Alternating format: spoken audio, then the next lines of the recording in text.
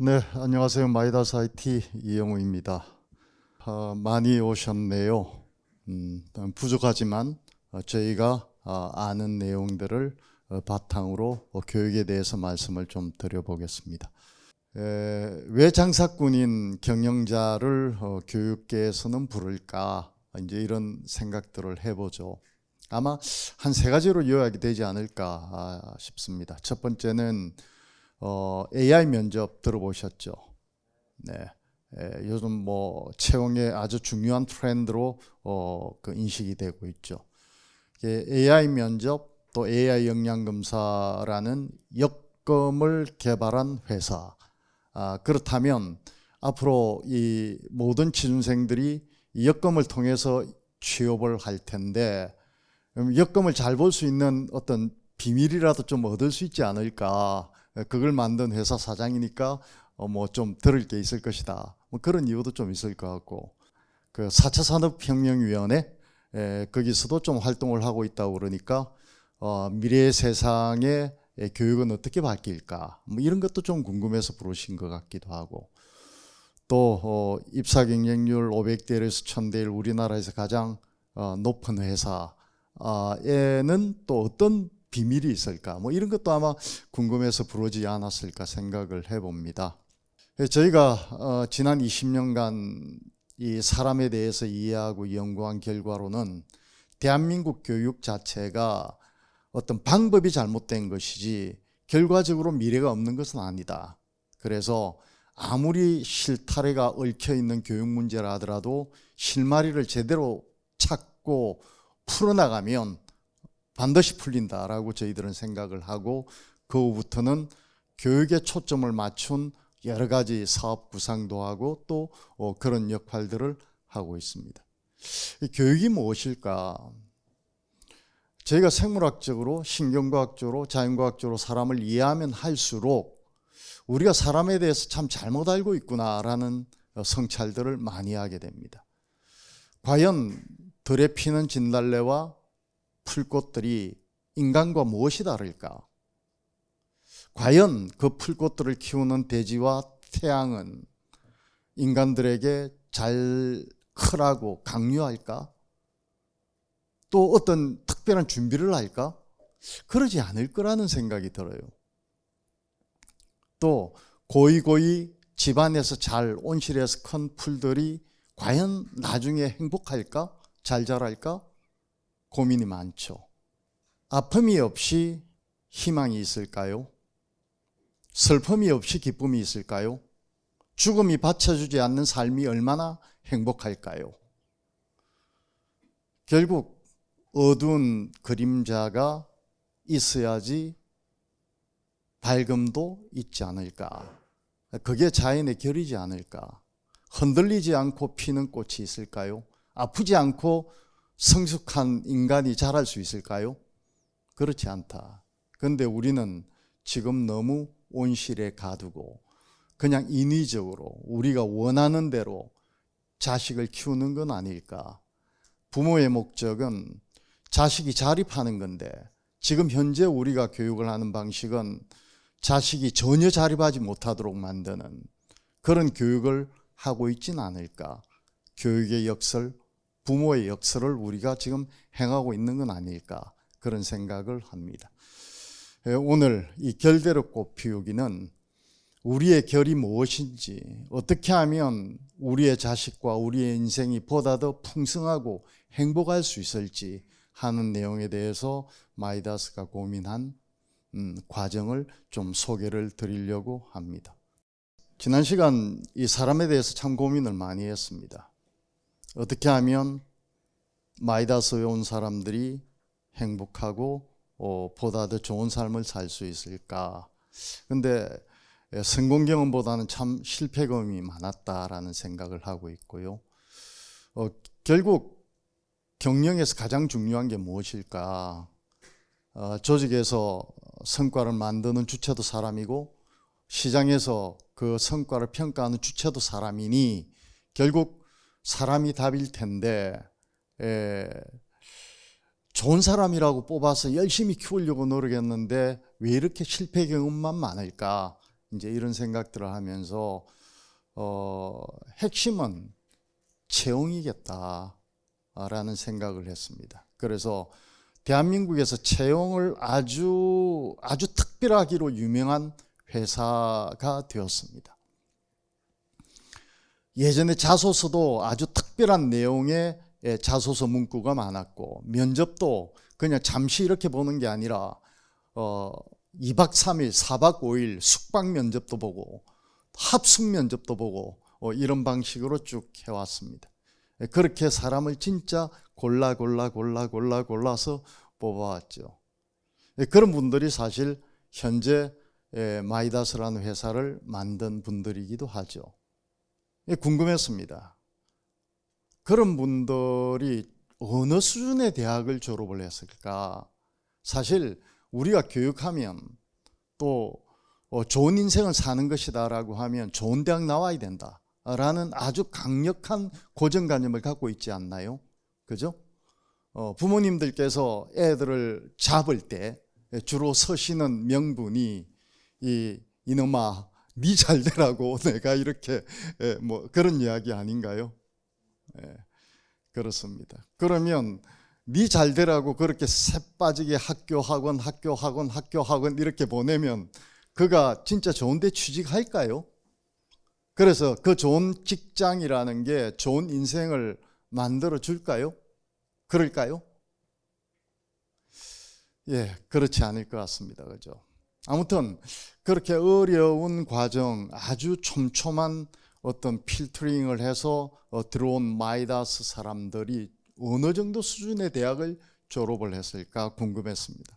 그래서 인사팀에 부탁을 했죠. 세계의 표준을 만들어가고 또 세계의 퍼스트 무버로서 이런 엔지니어링 소프트웨어 산업을 선도하고 있는 마이다스 인재들이 과연 어느 대학을 나왔을까? 이 중앙일보 기준으로 이제 1위에서 10위까지 대학을 1그룹이라고 하고 11위에서 40위까지를 2그룹, 그리고 41위 미만, 사실 우리가 잘 들어보지 못한 대학들 한 250위까지죠. 그걸 이제 3그룹으로 했을 때 마이다스 분들이 어느 대학 출신들이 가장 많을까요? 1그룹 사람이 가장 많을 것이다. 손 들어보시죠. 네, 좀 몇 분 계시고 2그룹 사람이 많을 것이다. 네. 3그룹 사람이 많을 것이다. 예, 공개합니다. 3그룹입니다. 예, 적어도 대학 이름도 잘 모르는 대학을 나온 분들이 많습니다. 1그룹 사람들은 25%, 2그룹 36%, 3그룹 39%. 왜 이런 현상들이 벌어질까? 우리가 상식적으로 생각하는 거하고는 참 다르다. 그럼 마이다스가 사람 잘못 뽑았냐? 그죠? 아닐 것 같아요. 그러면 상위 15%의 고성과자들의 출신교는 또 어떨까요? 그게 중요하잖아요. 고성과를 내는 분들이 얼마나 많은가? 더 충격적입니다. 1그룹의 분들은 회사 평균이 25%였는데 상위 고과자는 차라리 1그룹이 비중이 줄었습니다. 오히려 여기서 줄은 5%가 이쪽으로 갖다 붙어서 훨씬 더 많아진 겁니다. 우리가 아는 거와는 참 다르다. 사실 그 예전에 좋은 대학, 소위 말해서 뭐 그런 이 명문 대학들을 나오신 분들은 능력이 상당히 탁월했죠. 왜냐하면 그 옛날에 좋은 대학을 나온 분들은 산전수전, 우주전, 공중전, 지하전 다 겪고 나도 좀 공부해서 성공하고 싶어. 그리고 우리 집안도 내가 조금 살리고 싶어. 그래서 내가 뭔가 열심히 할 자신은 있는데 지식이 없어. 그럼 지식이 그 당시에는 어디 있었느냐 하면 대학에 있었잖아요. 좋은 지식은 또 좋은 대학에 있었죠. 그래서 그런 탁월한 어떤 세상에 대한 긍정적 열망과 열정을 가진 분들이 대학을 가서 좋은 지식을 학습을 해서 이렇게 어려운 대한민국을 멋지게 만들었겠죠. 근데 지금은 아니라는 겁니다. 지금은 있는 답을 잘 맞추는 분들이 좋은 대학을 간다는 겁니다. 그런데 우리 삶 속에서 있는 답을 맞추는 일들이 있던가요? 연애부터 해서 어떤 사업에서부터 해서 뭐 옆집 사람하고 좋은 관계를 맺는 것까지도 끊임없는 밀당 아니던가요? 예. 그런데 우리 현재 교육은 그런 밀당 교육은 완전히 차단되었고 그냥 있는 답을 맞추는, 저희 회사 같은 경우에 이제 공과 출신이 많죠. 이과 출신이 많죠. 아마 미적분 열심히 배웠을 텐데 살면서 미적분이 어떤 도움이 되던가요? 하다못해 인수분해 푸는 거는 어떤 도움이 되던가요? 또 열심히 의학 공부하신 분들 많을 텐데요. 살면서 영어 몇 마디가 인생에 도움이 되는 경우가 있던가요? 그냥 외국 여행 잠시 갔을 때 그냥 이 햄버거 시킬 때는 조금 필요할지는 모르겠습니다. 그죠? 이렇게 왜곡된 교육을 하고 있다. 사실 이런 이 진실들은 외국 유수 기업들은 대부분 알고 있는 비밀들이었거든요. 이 유명한 이 HR 전문가죠. 구글의 인사 담당 부사장을 지냈던 라슬로복이 왜 구글은 인류 대학 졸업생 채용에 목을 매지 않는가라는 뉴욕타임즈와의 인터뷰에서 이런 이야기를 합니다. 학벌이나 자격증은 업무 능력과 전혀 상관없더라. 어떨 때는 대학을 나오지 않은 사람들이 높은 성과를 내는 경우를 왕왕 보았다. 저희 회사에도 고졸 출신 개발자가 꽤 많습니다. 그런데 고졸 출신 개발자들의 평균 인사 고과 점수가 대졸 컴공과 전산학과 소프트웨어학과 나온 분들보다 높습니다. 왜 이런 일들이 벌어질까요? ICT 분야에서 세상을 이끌어 가는데 중요한 역할을 했거나 하고 있는 분, 스티브 잡스, 그 다음에 빌 게이츠, 그 다음에 주커버그, 세 사람의 공통점이 뭔지 아시죠? 미국 사람이다, 남자다. 오케이, 그렇습니다. 또 공통점이 뭔가 아시죠? 그분들 대학 안 나온, 사실 고졸이잖아요. 중퇴지만 결국 고졸입니다. 그죠? 고졸 출신들이 이 세상의 혁신을 이끌고 있습니다. 저도 유일한 핸디캡이 대학 나온 거라고 생각을 하고요. 제가 아마 대학을 안 나왔고 또는 대학을 다니다가 중퇴를 했으면 대한민국에서 그래도 훨씬 유명한 ICT 분야의 CEO가 될 수 있지 않았을까 하는 후회를 해봅니다. 왜 그런가? 인류 대학 졸업생들은 지적 겸손이 부족하더라. 뭔가 잘 안 되면 끊임없이 남 탓으로 돌리더라. 그렇다라는 것이죠. 뭐 이런 내용은 기업만 알고 있는 건 아닙니다. 거의 대부분의 학교에서 비밀스러운 진실로 다루고 있죠.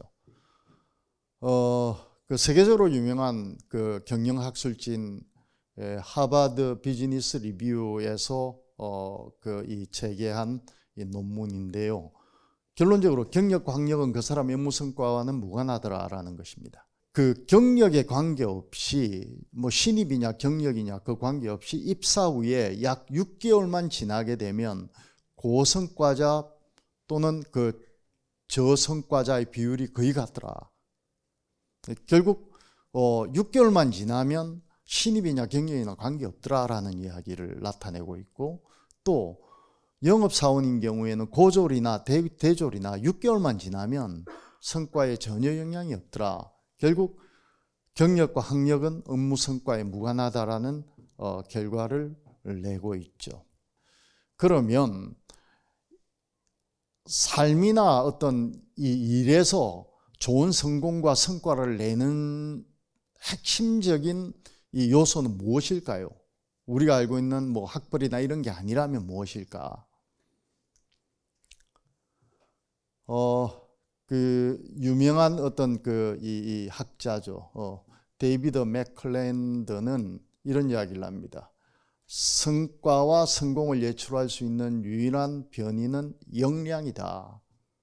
학벌이나 학력이 아니더라라는 것입니다. 그럼 역량이란 무엇일까요? 결국 역량이 그 인생을 좋게 살도록 만들고 그 인생을 행복하게 만들어주는 게 진정한 역량일 거 아닙니까? 우리가 사는 이유가 그거니까. 그렇다면 그 역량이란 본질은 무엇일까? 어떻게 만들어지는 걸까? 그 말씀을 좀 드리려고 합니다. 그 사르트르는 이런 이야기를 하죠. 삶이란 BCD다. 뭘까요? 삶이란 birth, death 사이의 초이스다. 삶은 결국은 태어남과 죽음이고 그 사이에 선택하는 과정이다. 판단하는 과정이다 라고 사르트르는 이야기를 하고 있습니다. 판단은 무엇이 할까요? 뇌가 하죠. 그죠? 뇌 없이 판단하는 사람들 보셨나요? 예, 판단은 뇌가 합니다. 그럼 뇌는 어떻게 판단을 할까? 우리 뇌는 크게 정서, 감정, 이성 세 가지의 어떤 중추를 가지고 판단을 합니다. 어떤 자극이 주어지면 우리는 그 자극을 예측을 하고 신뢰가 일어나면 그 가치만큼 예측을 하고 그리고 이 일어난 가치 예상되는 크기만큼 열정을 발현하고 그 열정 에너지를 바탕으로 전략을 모색하고 그리고 실행을 지속적으로 해서 우리는 성과를 만들어냅니다. 그런가요? 네, 요거 잘하면 인생이 좋아지고 요거 잘하지 않으면 인생이 힘들어진다. 그런 이야기죠. 굳이 뭐 이게 일하는 데만 이런 메커니즘이 작동되는 게 아니라 오늘 아침에 일어나셔서 억지로 여기 참석하신 분 계세요? 아마 대부분 원해서 참석을 하셨을 테고 일부러 이 마이다스 IT로 오는데 부산 들렀다 오신 분 계세요? 그죠? 가장 빨리 가장 효율적으로 올 수 있는 경로를 선택을 했을 겁니다. 그렇게 우리는 끊임없이 요 세 가지 판단을 합니다. 예를 들어 볼까요? 만약에 이제 어떤 한 남성이 있는데 전화가 왔습니다. 평소에 자기가 아주 좋아하던 여성한테 전화가 왔다 하면 표정이 밝아지면서 그 전화기 너머로 그녀가 오빠 이번 주말에 뭐 청계산 등산이나 하면 이미 그 소리와 함께 이 친구는 청계산에 가 있죠. 그 상상하잖아요. 예, 그렇습니다. 그런 전략을 모색을 하죠.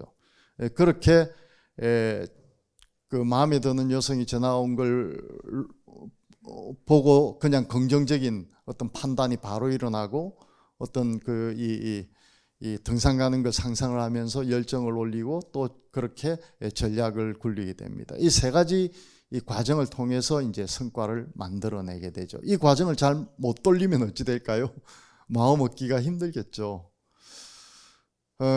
그렇게 우리는 직관적으로 판단을 합니다. 처음에 긍정이 올라오면 적극이 발현하고 전략이 돌아가는 방식이죠. 역으로 예를 들어서 그렇게 좋은 상상을 하고 있는데 평소에 진짜 재수없게 생각하는 팀장이 그 젊은 사람을 부르는 겁니다. 이번 주말에 우리 팀에 저는 이 사기 진작을 위해서 청계산 등산이나 갈까? 그러면 어떤 느낌이 들까요? 그죠? 부정적인 생각이 확 올라오면서 회피하고 싶고 전략이 돌아가잖아요. 그럼 전략이 돌아가면서 이런 생각을 할 겁니다. 어쩔 수 없다. 작년에 돌아가신 고모 할머님을 한 번 더 돌아가시게 해야 되겠다. 그죠? 예, 그러면서 그런 이야기를 하겠죠. 팀장님, 이번 주말에 고모 할머님께서 돌아가시는 것으로 예정이 돼 있어서 그렇게 우리는 이 세 가지 판단을 합니다. 이 세 가지 판단으로 통해서 이제 우리는 성과를 만들어내죠. 그런데 성과의 가장 중요한 것이라고 생각했던 요소 하나가 여기는 빠져 있습니다. 그게 뭘까요? 우리가 열심히 학교 다니고 공부를 하는 이유는 지식을 습득을 하기 위해서죠. 그런데 성과를 내는 메커니즘에 지식은 빠져 있습니다. 지식이 어디 있을까요? 전략 모색을 할 때 재료로 사용이 되죠. 그렇겠죠? 예를 들어서 청계산 골짜기를 진짜 잘 안다. 이건 청계산 골짜기에 대한 지식이 많다라는 거잖아요. 사전 답사를 한다라는 것은 그 골짜기에 대한 어떤 지식을 사전 확보하기 위한 것이잖아요. 지식은 재료이지 지식이 성과의 주체는 아니다라는 겁니다. 그런데 우리는 이 지식을 얻는데 목을 메고 있는 거죠. 그것도 평생 결코 사용할 이유가 없는 단어를 외우고 수학 공식을 외우는 그런 일에 말이죠. 성과를 만드는 능력을 신경과학적으로 이렇게 들여다보면 역량, 기술, 지식이 합쳐져서 만들어집니다. 여기서 역량이라고 하면 축구 선수가 축구를 잘하려고 하면 체력이 좋아야 됩니다. 그렇죠? 체력이 부실하면 좋은 축구 선수가 될 수 없죠. 그게 역량에 해당되고, 예를 들면 슈팅을 한다든지 페인팅을 한다든지 드리블링을 한다든지 하는 그런 것들이 기술에 해당되고, 그 다음에 여러 가지 뭐 상대에 대한 어떤 지식이나 뭐 이런 것들이 이제 그런 것들이 지식이죠. 지식이 0이면 능력은 0일 수밖에 없습니다. 맞습니까? 그런데 역량이 0이라도 능력은 0이 되는 겁니다. 근데 지식은 사실 거의 대부분의 직종에서 입사 후에 OJT를 통해서 한 6개월이면 대부분 학습 가능한 게 일반적인 지식입니다. 물론 저희 회사도 엔지니어링 소프트웨어 분야에서 세계 1위를 계속 유지를 하려고 하면 세계적 석학 수준의 훌륭한 분들이 필요합니다. 이제 그런 분들이 필요한데 그분들은 극소수라는 겁니다. 1% 미만이죠. 나머지는 제같이 그냥 보통 사람들입니다. 그런 사람들이죠. 이런 사람들이 그냥 들어와서 6개월 열심히 하면 잘 배울 수 있는 거거든요. 지식은 대부분. 그리고 열심히 하면 기술은 숙련적으로 쌓아집니다. 그런데 역량은 잘 안 되는 겁니다. 역량은 결국 체력 같은 거라서 태어나서 성장 과정 중에 어떤 학습이 일어나느냐가 가장 중요합니다. 이건 원한다고 바로 길러지는 건 아니다. 그래서 능력의 본질은 지식도 중요할 수 있지만 가장 중요한 것은 역량이다라는 것이죠. 정리해보면 이렇습니다. 어떤 사람들이 사회에 나와서 좋은 삶을 살까 하면 모든 성공하는 사람들의 공통점은 긍정성, 적극성, 전략성, 성실성, 이 네 가지입니다. 아까 우리가 신뢰 판단, 열정 발현, 전략 모색, 실행 지속을 했죠. 요거 잘하는 사람이 성과를 잘 내는데 결국 이걸 만들어내는 기본적인 역량이라고 하는 것은 긍정성, 적극성, 전략성, 성실성이라는 것이죠. 저는 사회에 나와서 수많은 성공하는 사람들을 만났습니다. 그분들의 모든 공통점은 딱 요 네 가지입니다. 이 네 가지 중에 하나라도 없어도 그는 성공할 수 없습니다. 그가 학자로 성공하든 경영자로 성공하든 정치가로 성공하든 군인으로 성공하든 어떤 경우라도 이 네 가지 없이 성공하는 사람은 저는 보질 못했습니다. 그가 빈민촌 출신이든 뭐 강남 출신이든 그가 좋은 대학을 나왔든 그렇지 않든 이 네 가지가 제대로 잘 되면 그는 좋은 삶을 산다는 것이죠. 그럼 이 네 가지 속성은 어디서 나올까요? 예를 들어서 반려견이 이 휴대폰에 뭐 옆집 자기가 좋아하는 반려견이 전화했다고 기분 좋아할까요? 목소리를 들으면 왈왈거리는 소리를 들으면 기분 좋아는 하겠죠. 그러면 이 반려견이 오늘은 이런 분위기니까 어디 가서 자기 이성의 반려견을 어떻게 마음을 얻겠다 이런 전략적으로 굴리지 않죠. 그죠? 전략적으로 살아가는 생물은 지구상에서 유일하게 인간밖에 없습니다. 그래서 인간은 끊임없이 미래를 계획을 하죠. 현재를 모니터링하고 미래를 예측하고 그렇게 어떤 행동을 통해서 인생을 만들어 가는데 결국 그렇게 다른 동물과 다른 그런 예측하는 능력들은 어디서 만들어질까요? 그게 전전두엽입니다. 우리의 전전두엽에서 그런 능력을 만들어줍니다. 그렇다면 우리가 인간이 인간답게 살아갈 수 있는 이유는 전전두엽 때문인 거죠. 그럼 전전두엽에서 이런 영양들을 만들어내겠죠. 그럼 우리가 궁금한 것은 이게 얼마나 중요한 것인가 하는 것도 아는 것도 중요하겠지만 이 영양들을 어떻게 학습할까 하는 게 훨씬 더 중요하죠. 그 뇌는 태어나서 이렇게 성숙하면서 성장을 합니다. 우리의 성장이라는 것은 몸이 아니라 본질적으로 뇌가 성장하는 건데요. 뇌는 태어나서 사춘기 직후까지 거의 영양이 발달을 합니다. 그 과정에 어떤 일이 일어나느냐면요. 여기 보시면 파란색으로 쭉 변하고 있죠. 그죠?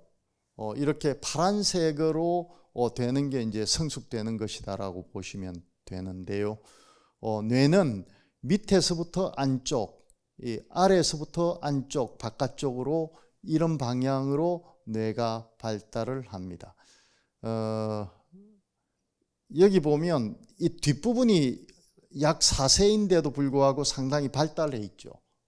요 이제 뒷머리 부분이고 요게 이제 정수리 부분인데 왜 이 두 부분이 어릴 때부터 발달할까요? 이 후두엽 쪽인데 후두엽은 시각피질이 있죠. 시각피질은 세상을 보는 데 활용이 됩니다. 그래서 어릴 때부터 보는 쪽에 뇌가 발달을 해야지 세상을 잘 학습을 하겠죠. 그 다음에 요건 두정엽 쪽인데 두정엽은 행동을 만드는 쪽입니다. 예를 들면 기고, 뒤집고, 일어서고, 걷고 하는 게 가장 중요한 기능이라는 거죠. 그냥 수학 공부하는 게 아니라. 그래서 이 어릴 때부터 발달하고 이 인간을 인간답게 만드는 인간구실을 하도록 만드는 전전두엽은 아주 늦게 발달합니다. 특히 사춘기 때 아주 집중적으로 발달을 하죠. 인간은 왜 이렇게 늦게 발달을 할까요? 왜 인간은 인간구실을 하는데 이렇게 오랜 시간이 걸릴까요?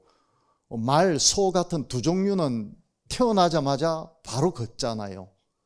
그리고 뭐 파충류나 이런 동물들은 알에서 나오자마자 헤엄쳐서 나가거든요. 인간은 왜 이럴까? 왜 이렇게 부실하게 태어날까? 사실은 부실하게 태어나서 이 성장 기간이 이렇게 긴 이유가 인간이 소위 말하는 만물의 영장이 될 수 있었던 비밀이 들어 있습니다.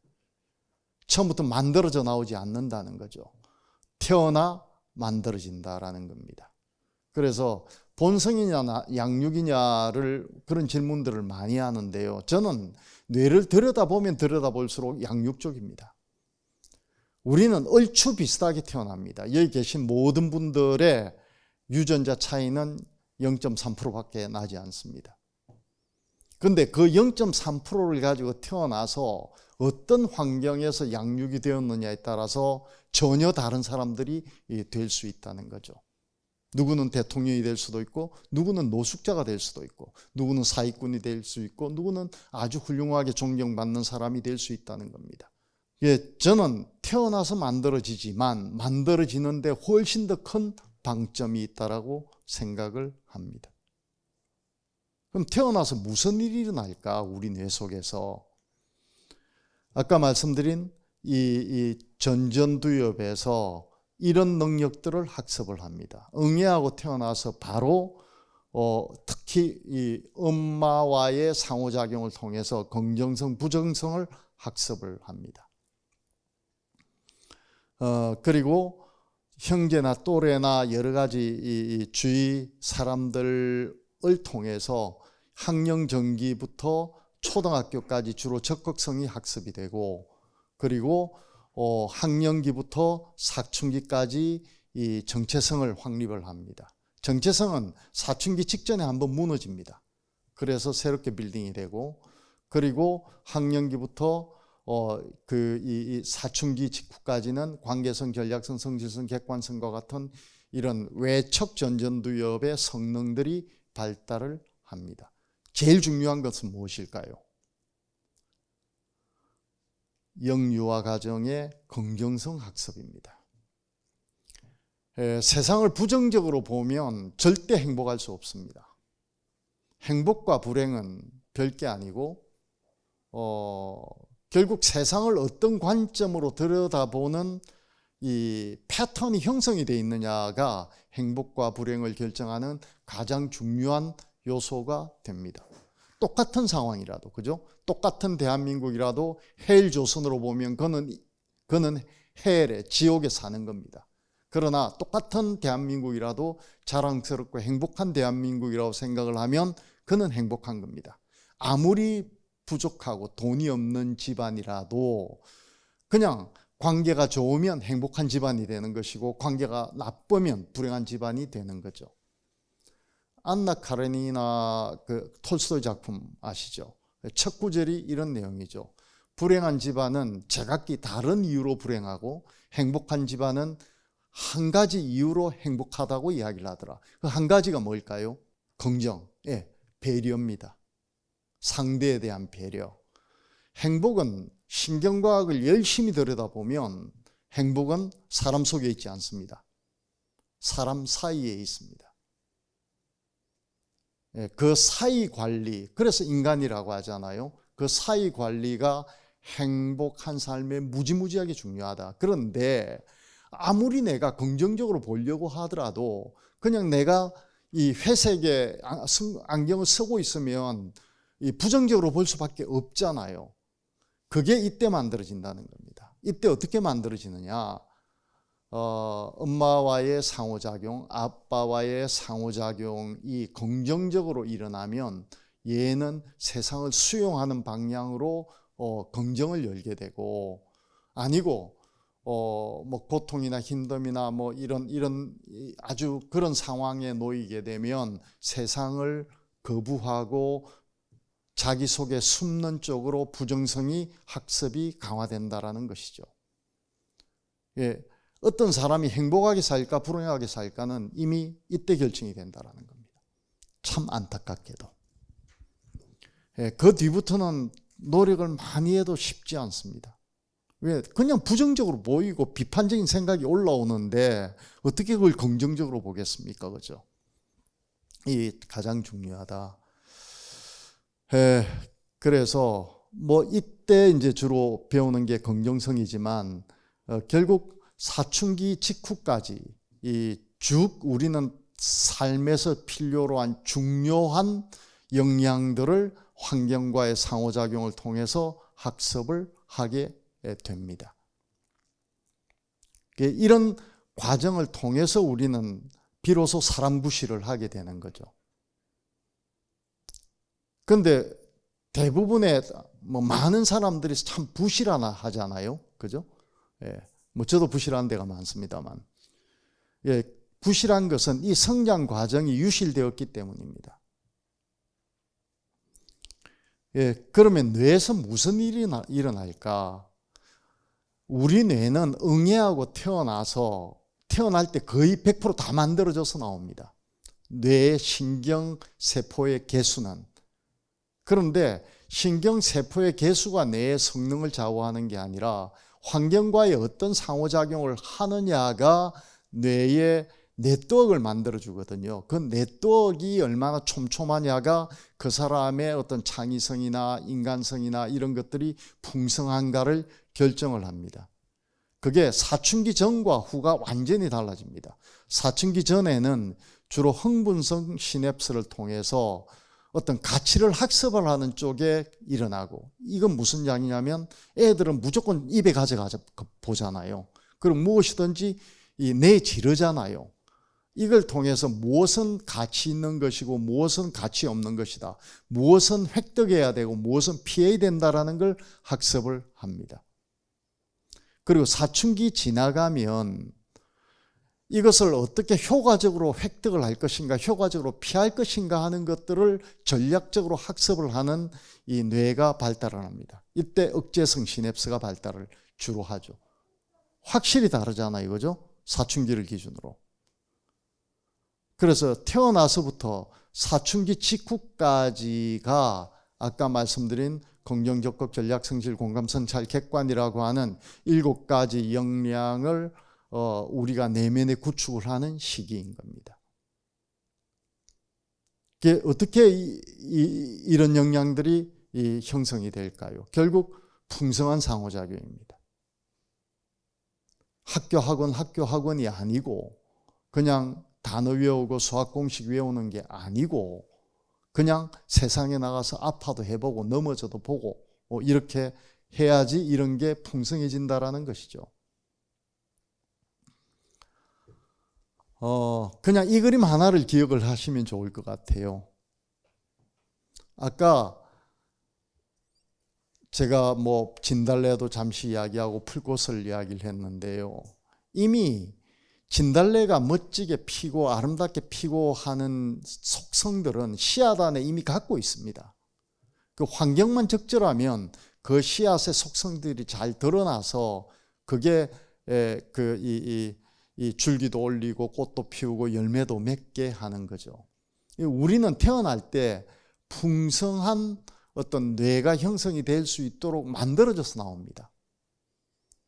우리는 크게 3가지 단계를 거쳐서 발달하는데요. 처음에 발생하는 과정, 그리고 태어나서 양육과 성장 환경을 통해서 뇌 네트워크를 강화시키는 작업, 그리고 그 중에서 일부 기능을 열심히 해서 그러니까 패턴화시키는 이 3가지 발생 선택, 경험 선택, 선택 강화 3가지를 통해서 우리 뇌는 만들어집니다. 여기 보시면 태어날 때는 이게 스케치인 거지만 태어날 때는 뇌 네트워크가 전체적으로 잘 형성이 되어 있습니다. 그런데 태어나서 환경과의 상호작용이 빈약하면 뇌 네트워크에서 필요 없는 것들을 지워버립니다. 잘라내버린다는 거죠. 소위 말하는 가지치기라는 과정을 통해서 없애버립니다. 태어날 때는 풍성했는데 아주 빈약한 네트워크를 갖게 되었죠. 그런데 이제 태어나서 환경과의 풍성한 상호작용을 하면 이런 식으로 네트워크가 아주 강화가 되고요. 그 중에서도 부분적으로 내가 열심히 사용을 하면 예를 들어서 축구를 잘하는 기술, 야구를 잘하는 기술, 그림을 잘 그리는 기술, 이런 것들이 이렇게 패턴화 됩니다. 이 과정이 만들어지는 게 주로 이 태어나서부터 사춘기 직후까지 일어나고요. 그 다음에 이제 이 과정은 죽을 때까지 강화되어서 일어납니다. 이게 이제 노력해서 강화되는 부분인데, 제가 이제 이 직장 생활을 다니면서 참 궁금했던 게 왜 신입사원으로 들어온 사람들이 6개월에서 한 1년 정도 지날 때쯤 일 잘하는 사람은 끝까지 일을 잘하고 왜 그때 들어와서 일을 못하는 사람은 참 죽을 때까지 일을 잘 못하고 힘들게 사는가. 그 말은 이미 일 잘하는 사람 못하는 사람이 사회에 나올 시점 되어서 정해져 있다는 이야기거든요.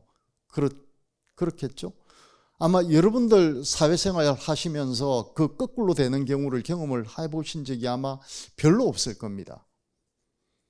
그래서 그렇다면 입사를 하기, 사회에 나오기 전에 이미 이 사람의 인생이 거의 결정이 된 것처럼 참 안타까운 그런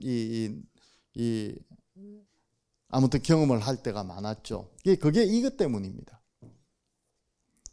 아까 보신 이 과정이 이 중요한 요 7가지 역량이 사춘기 직후까지만 주로 학습이 된다는 것이죠.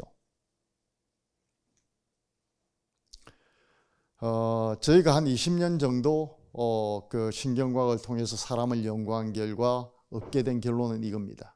그 사람은 그 사람의 기억이다. 결국 기억은 그 개체, 생물체가 환경과의 상호작용을 통해서 형성이 되는 거잖아요.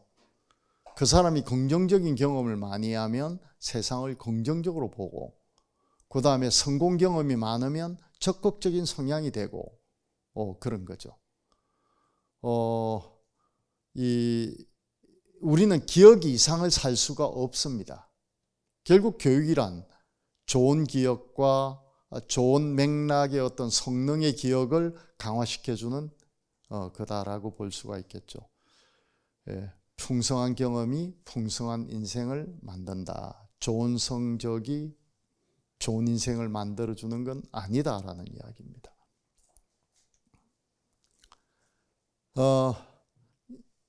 이제 뇌 신경 네트워크가 촘촘하죠, 그죠? 여기는 아주 빈약하고 엉성하잖아요. 결국 풍성한 상호작용은 이런 촘촘한 뇌를 만들고 그렇지 못한 빈약한 뇌를 만듭니다. 이 풍성한 상호작용이 이 뇌의 어떤 이 성능을 만들어 준다라고 하는 것은 이 신경학적 논문은 차고 넘칩니다. 특히 관계가 참 중요한데 이런 이 전략적 사고력을 만드는 그런 기능들은 과잉보호를 했을 때와 과잉보호 없이 그냥 방치했을 때, 부모가 키우지 않고 자연이 키우도록 그대로 뒀을 때 이렇게 달라진다는 것이죠. 결국 뇌의 발달의 긍정적인 요소들은 그냥 열심히 환경에 노출시켜줘라. 그리고 스스로 고통도 느끼고 쾌도 느끼게 도와줘라. 아니고 과도한 후원과 제한 이런 대신 살아주면 결국 뇌의 어린애의 뇌를 이렇게 만든다라는 것이죠. 코로나가 이렇게 창궐하기 전에 저희 사업 책임자들하고 스위스를 갈 일이 있었습니다. 스위스 가서 꼭 궁금한 게 있었거든요. 스위스는 100년 전만 하더라도 세계에서 최고 못 사는 나라였습니다. 그런데 지금은 세계에서 제일 잘 사는 나라죠. 그냥 1인당 그 GDP 가장 높은 데가 룩셈부르크인데, 룩셈부르크 같은 경우는 인원수가 너무 적어서, 국민수가 너무 적어서 좀 빼고, 그러면 일정 수준 이상 되는 그 국가 중에서 가장 잘 사는 나라는 스위스입니다. 100년 전에는 국민을 용병으로 팔아서 먹고 살았거든요. 용병 아시죠? 그죠? 근데 지금은 어떻게 세상에서 제일 잘 사는 나라가 되었을까 궁금했던 거죠. 그래서 물어봤습니다. 그랬더니 저한테 답을 해주시는 분이 역으로 질문을 하는 겁니다.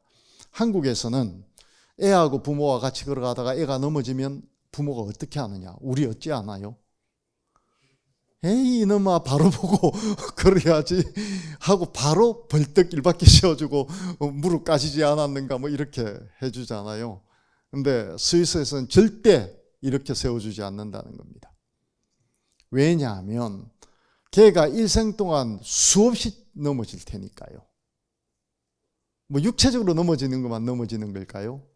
좌절, 실망, 고통, 비애, 엄청나게 그런 인생에 넘어지는 걸 많이 겪겠죠.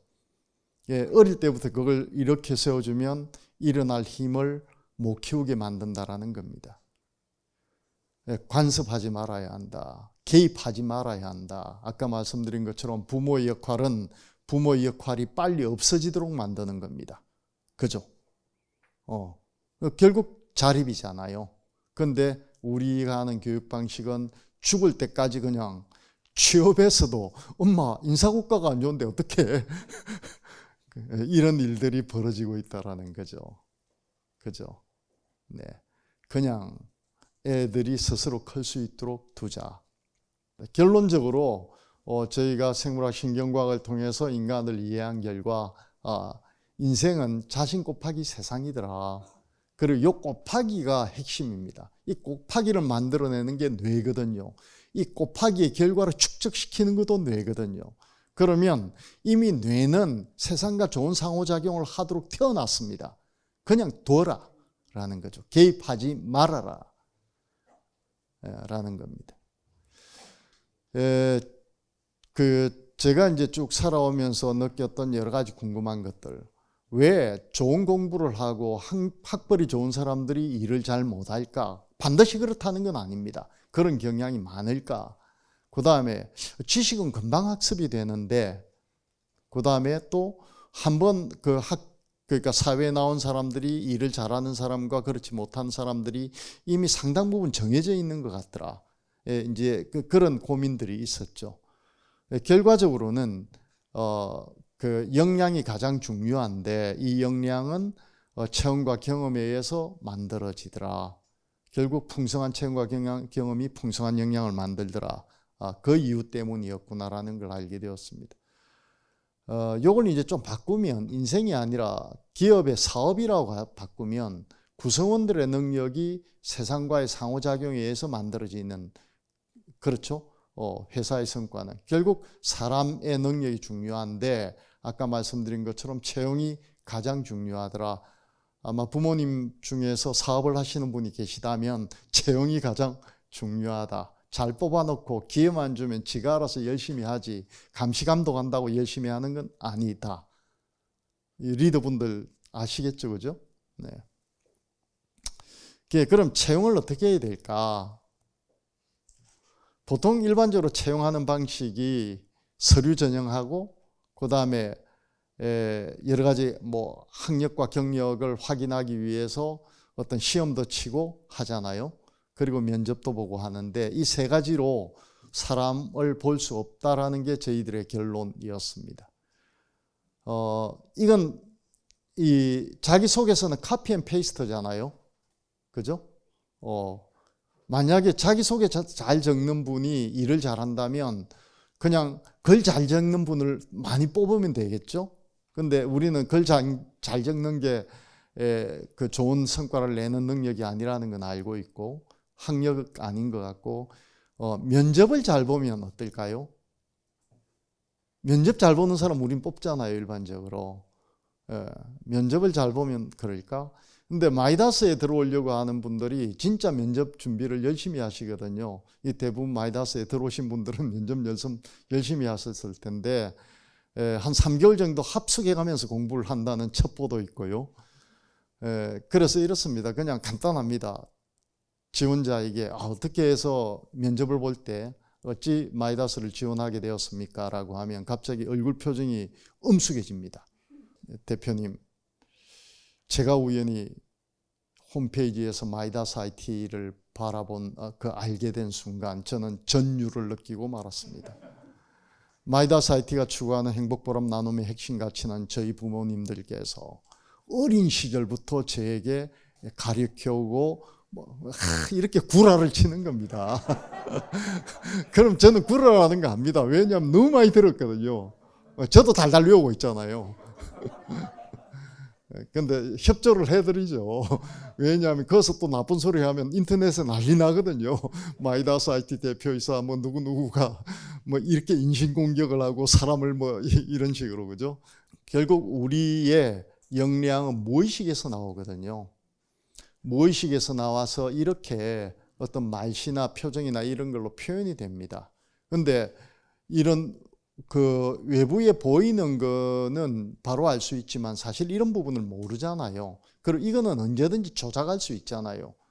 한 3개월 정도는 충분히 페이킹합니다. 근데 오래 지나면 달라지죠. 근데 처음부터 신입사원들이 예를 들어서 목숨 건다라고 한 게 거짓말 아닙니다. 그분들도 목숨 건다고 생각하고 들어왔습니다. 그런데 목숨 거는 게 바뀐 거죠, 생각이. 그렇지 않나요? 우리 결혼할 때 우리 불행할래. 그렇게 결혼되나요? 근데 그게 안 되죠. 어쨌든 이게 더 중요하다. 이게 안 보이니까, 무의식에서 나오니까. 그래서 이걸 다 볼 수 있는 솔루션을 개발한 게 이제 여검입니다. 질문 한 가지 드리겠습니다. 사람의 키와 몸무게의 상관성, 그리고 비아그라와 성기능 개선의 상관성, 그리고 학벌과 어떤 성과 능력의 상관성, 대충 무엇이 가장 높을까요? 상관성이? 어느 분이신가요? 틀리셨습니다. 몸무게하고 키의 상관성이 가장 높습니다. 비아그라와 성기능 개선은 그 다음이고요. 그 다음에 수능 평균하고 성과를 잘 내는 거는 0.0066이고 면접은 마이너스 상관관계입니다. 그래서 앞으로 이제 이 연애할 분이나 그런 분들을 만날 때 또 이제 항상 마음에 안 드는 분하고 좀 더 만나시면 더 좋아진다, 이런 이야기입니다. 인생은 잘 믿기 어렵죠, 그죠? 근데 이 수치가 어느 정도냐면 여기 0.6이고 0.38이고 그런데 0.2가 2 이상 되는 것은 믿을 만한 상관성이 있다. 그리고 0.2 미만은 전혀 믿지 말아라, 그런 내용입니다. 예, 미국 고용노동부에서는 0.2 이상 되는 상관성을 가진 채용 수단을 쓰면 바람직하겠다라고 추천을 하고 있는데, 여금은 얼마나 잘 맞을까요? 어느 정도 수준일까요? 여기 있을까요? 여기 있을까요? 예, 여금은 비아그라와 성기능 개선 상관도보다 높습니다. 0.42, 아주 높은 수치고요. 여기 보시는 것처럼 면접, 선풍기로 돌려서 그냥 멀리 가는 이력서를 골라서 그 사람들을 뽑는 게 더 낫다. 그냥 학교를 보고 뽑거나 면접을 보고 뽑는 거는. 인적성 검사도 전혀 상관도가 없고요. 그렇습니다. 왜 이리 잘 맞을까? 여금을 만들 때 실제로 신경과학 논문만 500편을 메타 분석을 했고, 그리고 약 10만 명의 빅데이터로 5천의 머신러닝을 했고, 여러 가지 이런 실질 데이터를 학습을 시킨 결과로 잘 맞는 겁니다. 그래서 실제로 좋은 역량을 가진 사람을 뽑을 확률은 예측 정확도가 약 80% 좀 넘고, 그리고 이 좋은 사람을 뽑는 것도 중요하지만 안 그런 사람들을 거르는 것도 조직에서는 참 중요하잖아요. 왜냐하면 부정적인 분이 들어오면 끊임없이 조직에 소음을 만들어내고 힘들잖아요. 그래서 그분들을 선별해내는 능력도 78% 정도 된다. 현재 이 역량검사를 얼마나 쓰고 있을까요? 네? 절반 정도. 절반이라고 하면 우리나라 기업 중에서 네, 그까지는 사용을 하고 있질 않고요. 그러나 대단히 많습니다. 어느 정도냐 하면 대한민국에 이 300명 이상 근무하는 회사가 약 3,000개 있는데, 그 중에 1,500개 정도는 저희 회사의 채용 솔루션을 사용을 하는데, 지금 한 600~700개 정도 회사가 역량검사를 쓰고 있나요? 예, 한 600~700개 정도 회사가 쓰고 있는데 가파르게 늘어날 겁니다. 자, 좋은데 취직하기 위해서 공부 열심히 해야 되잖아요. 그죠? 이젠 그럴 필요가 없게 되었다. 그냥 역량검사 잘 치면 된다. 추천 채용, 사내 추천 채용을 실시를 하거든요. 그래서 사내 추천 채용 지원하신 분들은 역량검사만 보고 들어오게 됩니다. 역량검사가 안 좋으면 안 되겠죠. 그죠? 그러면 지금부터 마이다스를 보내실 생각이 있으신 분들은 학교를 자퇴시키는 게 좋겠다. 왜 마이다스가 이런 작업을 하게 되었을까? 아픔이 있습니다. 제가 약 한 6년, 7년 전에 진짜 열심히 살았는데 세계 1위를 했는데, 그럼에도 불구하고 약 세계 전체 합쳐봤자 한 800명 일을 하고 있는 작은 회사, 그리고 매출 전체 합쳐봤자 1,000억 조금 넘는 회사, 진짜 열심히 살았는데 그런 좀 안타까움도 들고 회한도 들고 이런 느낌이었습니다. 그러면 앞으로 세상을 어찌 살아가야 될까? 물론 기존 세계 1위 하던 솔루션 가지고 살면 편하긴 할 겁니다. 그런데 저희가 20년간 인간에 대해서 연구한 결과로 얻은 결과를 세상에 좀 알려야 되겠다. 그리고 그걸 통해서 세상을 좀 바꿔줘야 되겠다. 이제 이런 생각으로 이런 사업을 다시 하게 된 겁니다. 그래서 아까 보신 그런 이 결과들, 결국 학벌이 좋은 성과를 내는 게 아니고 좋은 삶을 사는 것도 아니더라 하는 진실들을 이제 내년부터 본격적으로 대한민국 모든 매스컴에 알리려고 합니다. 그렇게 얘기를 찔러서 대한민국 교육을 바꾸겠다. 그리고 여기부터 대한민국 경영을 바꾸겠다. 사람 중심 경영으로 해서 지금은 여러 가지 사업들을 준비하고 있는데요. 그 준비 자체가 이미 7년 전부터 차곡차곡 진행되어 왔습니다. 그 과정에 여러 가지 채용 솔루션도 출시를 하고 잡플렉스라고 하는 역량 기반의 채용 포털 서비스도 만들어내고, 그리고 아까 잠시 말씀드렸던 이 채용 플랫폼도 만들어내게 된 겁니다. 앞으로 채용은 마이다스를 통해서 완전히 바뀔 겁니다. 이 잡다라고 하는 플랫폼인데요.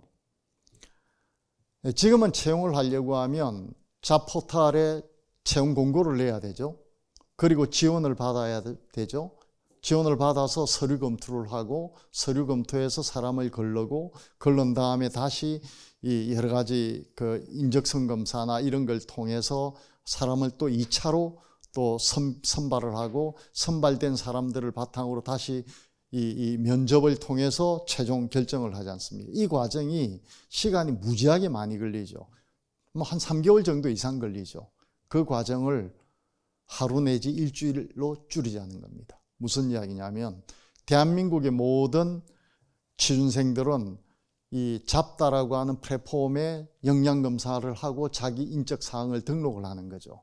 그리고 대한민국의 모든 이 사람을 채용을 하고자 하는 기업들은 이 플랫폼에 우리가 어떤 사람을 뽑아요 라고 등록을 하죠. 그러면 역량검사 결과와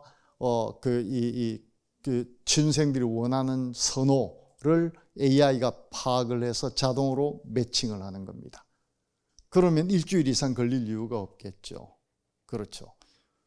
그러면 많은 기업들이 이 플랫폼을 통해서 채용을 할 수밖에 없게 될 것이고, 또 역으로 똑같이 많은 취준생들은 이 플랫폼에 자기를 등록을 하게 될 겁니다. 그런데 여기는 학력을 적지 않는다는 거죠. 역량 검사만 한다는 겁니다. 그럼 대학이 어떻게 생각을 할까요? 대학은 지금 취업률을 가지고 교육부에서 지원을 받거든요. 그러면 대학이 이건 이 대학 수준이 이 답이 아니네, 성적이 답이 아니네. 결국 역량검사를 제대로 보려고 하면 대학 교육, 고등학교 교육, 중학교 교육, 영유아 교육까지 이렇게 바뀌어서 내려갈 겁니다. 그렇게 사회를 변화시키고 싶은 게 마이다스가 하고 싶은 일입니다. 예, 정리해 보겠습니다. 교육이란 무엇일까? 결국 환경과의 상호작용을 가이드하는 것이다 라고 생각을 합니다. 우리는 자식을 만들어주고 싶지 않아요. 멋진 사람으로. 그런데 이 자연의 결, 인간의 내면, 신경과학적으로 들여다보면 우리 자식들이 클 집은 지어줄 수 있겠다. 그러나 그들이 살아갈 영혼의 집까지 우리가 지어줘서는 안 되겠다.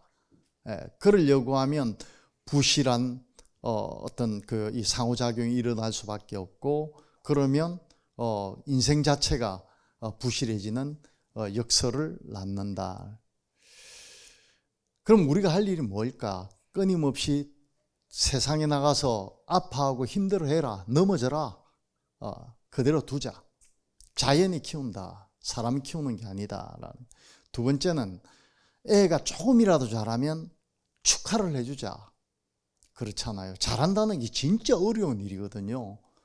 우리가 어릴 때 애들이 뒤집고 처음 걸었을 때 어찌했나요? 박수를 쳤잖아요. 예. 근데 애들이 그냥 인수분해 하나 푸는 거 그거 진짜 기적적인 일이거든요. 박수 쳐주자. 그리고 나가서 그냥 애인 한 사람 만나오면 또 박수 쳐주자. 그럼 자기가 알아서 헤어집니다. 그죠? 그 다음에 역경과 시련이 무지하게 중요하다. 네. 아파해보지 않고 클 수 없다. 예. 그게 자연이 키우는 거지 사람이 키우는 건 아니다. 라는 말씀을 드리고 싶습니다. 이제 미래 세상은 엄청난 격변이 일어나는 세상이 될 겁니다.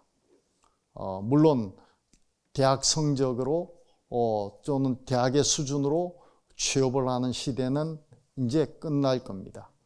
예를 들어서 중학교 부모님들 같으면 자식이 취업을 할 게 한 10년 정도 남았나요?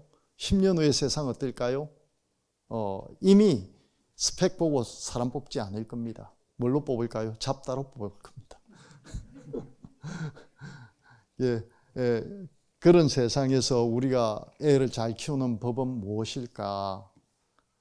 우리는 이미 생물이고 동물이고 인간입니다. 그래서 이미 잘 살고 잘하고 잘 크고 싶도록 작동합니다.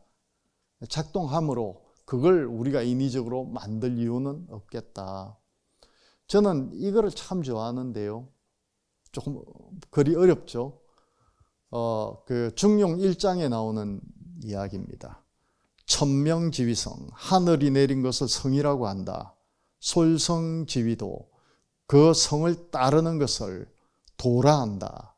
수도지위교, 그 도를 닦도록 도와주는 것이 교육이라고 한다. 이미 우리는 타고났습니다. 어떻게? 진달래는 가장 예쁜 진달래들을 필 수 있도록 타고났고, 그리고 개나리는 가장 아름다운 개나리로 필 수 있도록 타고났다. 우리가 해줄 것은 재촉하지 말자. 그냥 그 결이 그대로 드러나도록 도와주자. 그죠?